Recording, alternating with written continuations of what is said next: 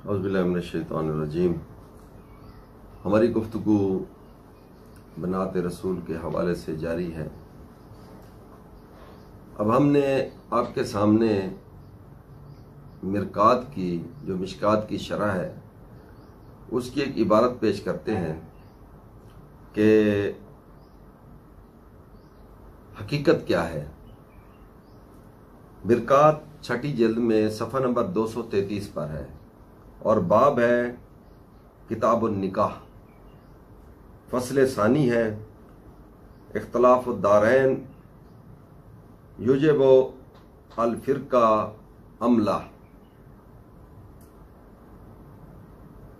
इबारत यह है कि रसूलुल्लाह की बेटियों में से, रसूलुल्लाह की जो बेटियां हैं, मुल्ला अली कारी लिखते हैं कि कोई भी बेटी इलान नबुव्वत से पहले काफरा ना थी, इन सब मुसलमान थी। ये कौन कह रहा है? मिरकात, साहिब मिरकात कह रहे हैं, जो मिशकात की शरह लिखी गई है उसकी कौन सी जिल्द में? उसकी छठी जिल्द है और सफ़ा नंबर 233 पर है। बाबे किताबुन निकाह में है कि रसूलुल्लाह की बेटियां मोमना थी, वो काफरा ना थी, यानी इलान नबुव्वत से पहले, बेसत से पहले वो मोमना थी। ये कैसे हो सकता है फिर वो मोमना रसूलुल्लाह किसी काफिर के हवाले कर दे?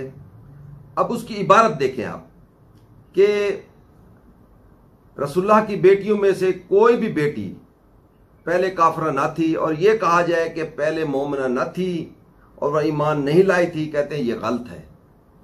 मुसलमान के तमाम उलमा इस बात पर इत्तफाक करते हैं कि अल्लाह का कोई भी नबी आया है उसने अल्लाह की जात के साथ शिरक नहीं किया, एक लम्हे के लिए भी उन्होंने शिरक नहीं किया। ये इबारत है मिरकात की।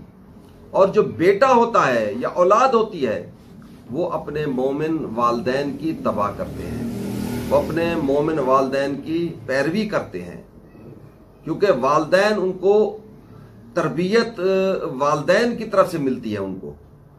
तो लिहाजा सब उनकी बेटियां मोमना थीं। बस लाजिम आता है कि इनमें से कोई भी ऐसी न थी जो मुसलमान ना हो। हाँ, अलबत्ता इलान नबुव्वत से पहले क्या था? इस्लाम था, मिल्लत इब्राहिम मौजूद थी।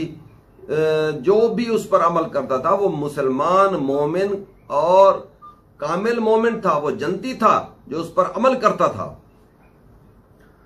और जब इलान नबुव्वत हुआ तो उनका कुफ्र साबित नहीं होता उस वक्त तक जब तक उनके सामने इस्लाम पेश किया जाए, और वो इस्लाम को कबूल ना करे तो फिर कुफ्र साबित होगा। इससे पहले उनका कुफ्र साबित नहीं होगा। ये मिरकात की इबारत है जो आपके सामने पढ़ रहा हूं मैं।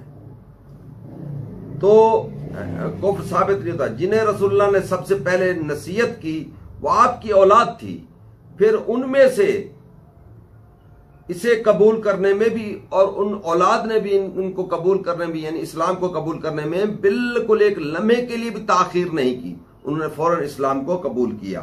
तो मुल्ला अली कारी के इस बयान से वाज़ेह हुआ कि ज़ैनब ज़ौजा अबुल आस कोई और थी, ना कि रसूलुल्लाह की सुल्बी बेटी थी।